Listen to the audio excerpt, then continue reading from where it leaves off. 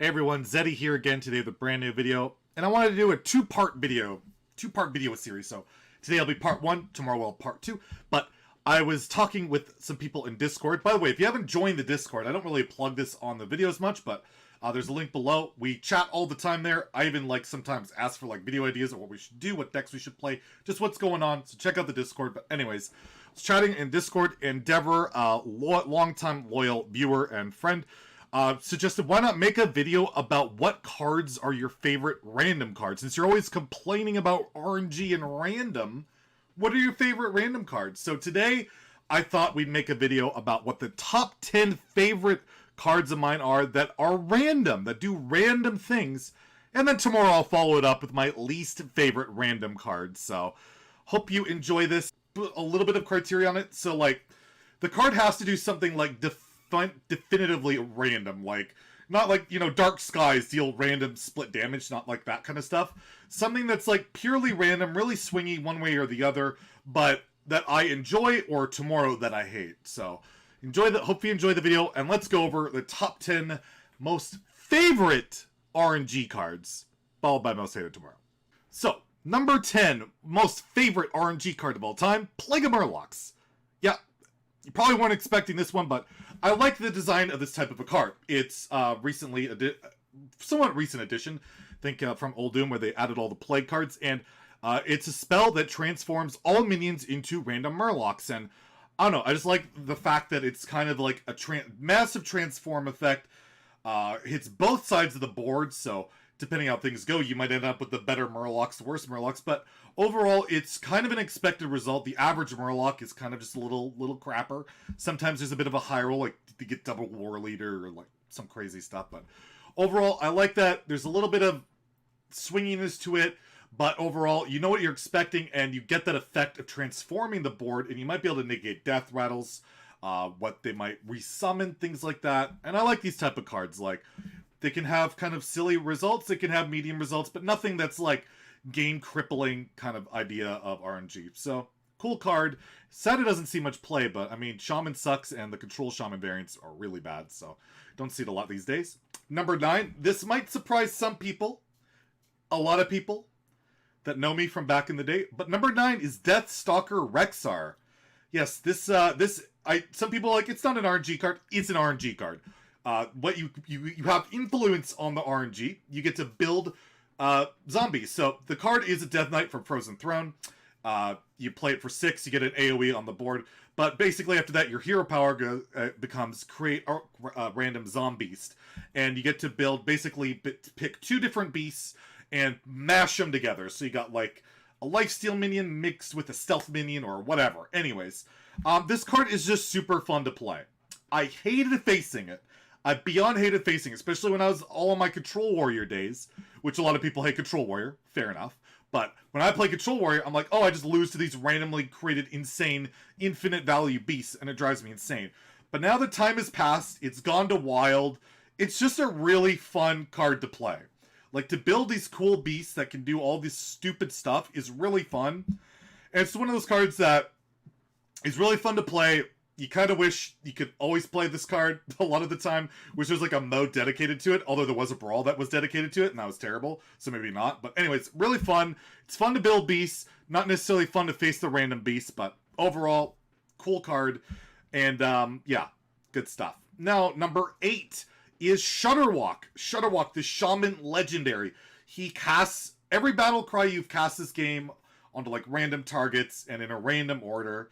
And I like the build-around nature of this card. It's random, but you can manipulate him. You can build him to be this win condition in one card. And it's really powerful and really cool. You got your Grumble, you got your Life Drinker, you can do ridiculous other stuff, you can give it charge and give it plus attack, and all these stupid things, all these infinite combos, all these dumb combos, you can mill people, you can rat them, you can Cthulhu them, you can Yogg them, there's so much cool stuff you can do with this card, and I like that it's a build around. You build your deck around it, you have an expected result. Sometimes the order might screw you, but overall, you can mitigate that even with Murmuring Elemental. I just like the card. It's been problematic. It has its issues for sure, but overall, it's a cool kind of RNG that just has led to so many different highlights over the years. So, gotta give Shutterwalk some love, and I still play him today. He's that rad. Number 8, OG Sylvanas Windrunner, 6 mana, 5/5 Death Rattle. When she dies, she will steal a random minion from your opponent. She got Hall of Famed. She was like too prevalent, and people found her a little bit frustrating. But I don't know. It's like the OG Hearthstone RNG. Like, I'm a boomer for that stuff. I got nostalgia for that stuff, and to like steal that perfect minion or to like manipulate it, get the odds in your favor was always fun. And then stupid stuff with like her like play dead or like carnivorous cube, all the things you could do. Really cool. And I mean, it's RNG, but at the very worst, it's a 1 in 7, right? They got 7 minions. It's a 1 in 7. What's the worst that could happen? I might use that example on my most hated list for another card and be a hypocrite, by the way, but let's not talk about that in this video. I love Sylvanas. Could be infuriating to lose to, but overall, pretty awesome flavor. Kind of sad she got Hall of Fame still to this day. Next, we have number 6 is Ragnaros the Firelord. What card has been in more RNG highlights than this other than maybe Yogg?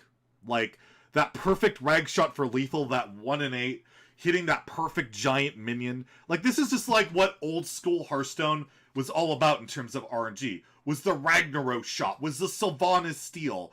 And I still kind of wish that was the RNG swings. Like, there's still expected results that you can try and play around, try and mitigate. Like, there's things you can do to manipulate it. And the RNG these days is just all over the place, and you can't do a damn thing about it. So, Ragnaros, I like it for that reason. And, yeah, he's not even really good enough to see play in Wild anymore, but I'll give him a shout out. Number 5, speaking of OG RNG, this is the last, trust me, this is the last boomer card if you want to go with that. Number 5 is Brawl. There's a command in my chat where Brawl... Did Zeddy win the Brawl? No, baby rage. I always lose the Brawl. But again, it's like classic Hearthstone. You hear that ding, you hear that the trampling of minions, and then like, which one? To get all kicked out, which one's gonna live? Are you gonna lose the game? Is that giant Edwin gonna live? Well, if it's me, yes. But it's, again, a somewhat expected result. Another RNG card that you can realistically try and manipulate, make the odds better in your favor. And that type of RNG makes every game kind of fresh, exciting in a way, but at least you know what the outcome is to an extent. And even if you get the worst possible, you knew that that could happen. So I'll give it to Brawl. A lot of people probably absolutely loathe this card, but I have that Control Warrior bias, so you can just deal with it, all right? Number 4, this is probably the best example of Discover I could think of. And I want to highlight it at number 4 is Dark Peddler. It's a 2-mana 2/2 Warlock minion, and it had Discover, a battle cry of Discover, a 1-cost card. So you could get like Soulfire, a 1-drop, spells like that.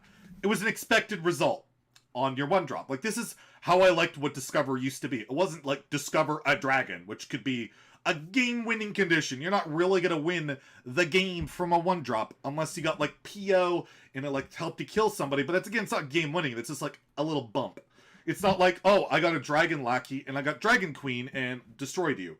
I liked this, like, this is when Discover came into the game in League of Explorers, and I felt like it was at its healthiest, was when you had this variance, this range, where you can realistically expect a certain result, especially when the Discover bonus, the class bonus used to be around. It was quite reliable to get like a Warlock card, like a Power Overwhelming, a Soulfire, or whatever you want to go with. So yeah, probably my favorite OG Discover card. And honestly, I feel like they've degenerated further and further to like the most ridiculous levels of variance and just frustration now. But Dark Peddler, good example of using that Discover really well. And it was a meta card for quite some time. Next, we have on number 3 is Zero, Poisoned Mind. This is a rogue legendary. It was a 4-mana 3/2, and it had a battle cry and death rattle of add a random toxin to your hand. And I'll just show all the toxins here, but they varied from like 1 mana draw a card, 1 mana deal 2 damage, return a minion to your hand, it costs 2 less, so 1 mana Shadow Step, +3 attack, and there might have been a couple others, but regardless, it was an expected result of pools. Your pool of toxins. None of them were like overpowered to extent. Some of them were a bit better depending on the situation than others. You had a pretty reasonable expectation of what to get, considering you're probably getting 2 of them, because, you know, the Battle Cry and Death Rattle. And, you know, you didn't get a premium stat at Legendary Minion. It was a 3-2. The stats weren't great.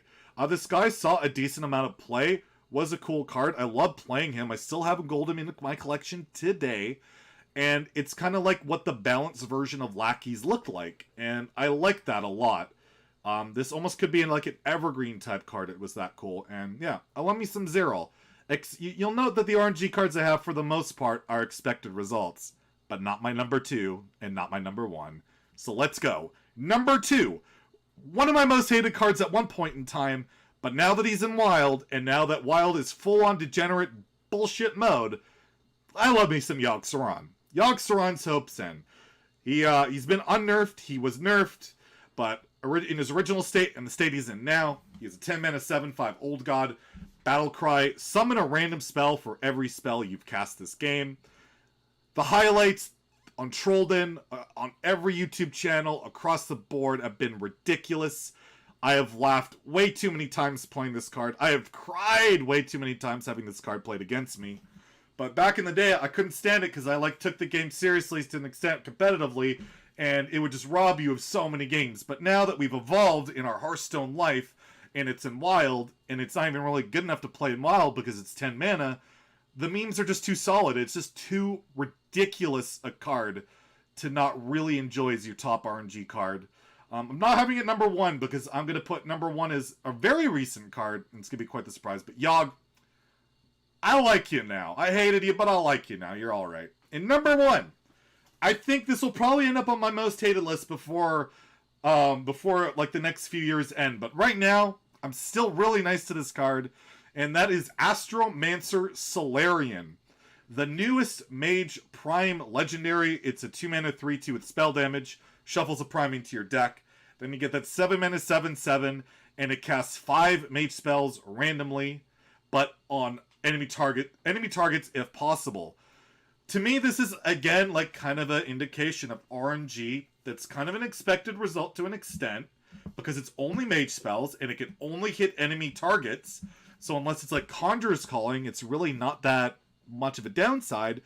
And I like that the card has to die, you have to draw it, you have to work for it, and it just looks badass. I got this guy golden. Oh, it's beautiful.